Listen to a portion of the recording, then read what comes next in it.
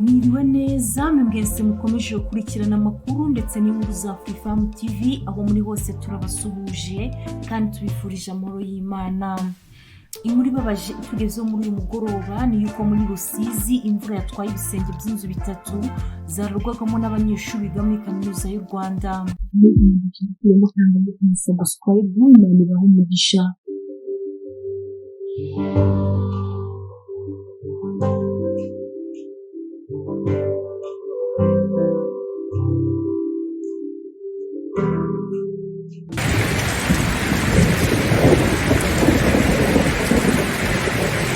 Imvura iguye ku mugoroba kuri uyu wa mbere isize itwaye ibisenge by'inzu bitatu abanyeshuri muri kaminuza y'u Rwanda ishami rya Rusizi babagamo, ubu bakaba baraye bashakisha aho kuryama.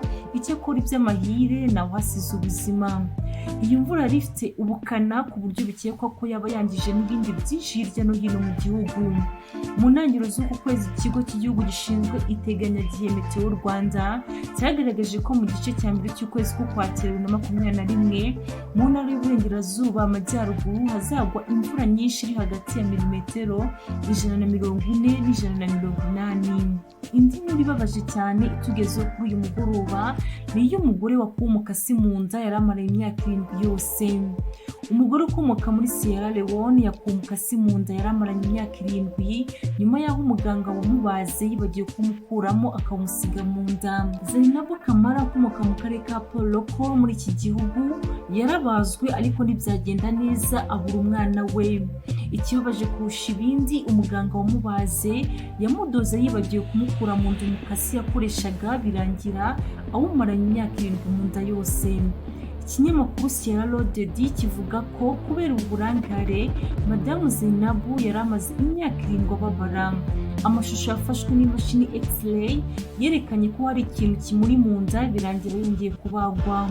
Amakuru avuga ko abaganga batinyaga kubaga uyu mugore kuko batekerezaga ko bishobora kumuteza ibyago.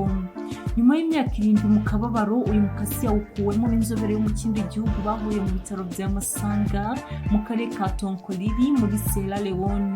Perezida w'inama y'abagore bo muri Sierra Leone Vem Charlotte Coker yanditse ku rubuga rwa Facebook asaba guverinoma na Minisiteri y'Ubuzima n'Isuku gukora iperereza kuri uyu muganga wakoze ririya kosa rikomeye ndetse ahamagarira abantu bafite ibibazo nka biriya kujya babivuga.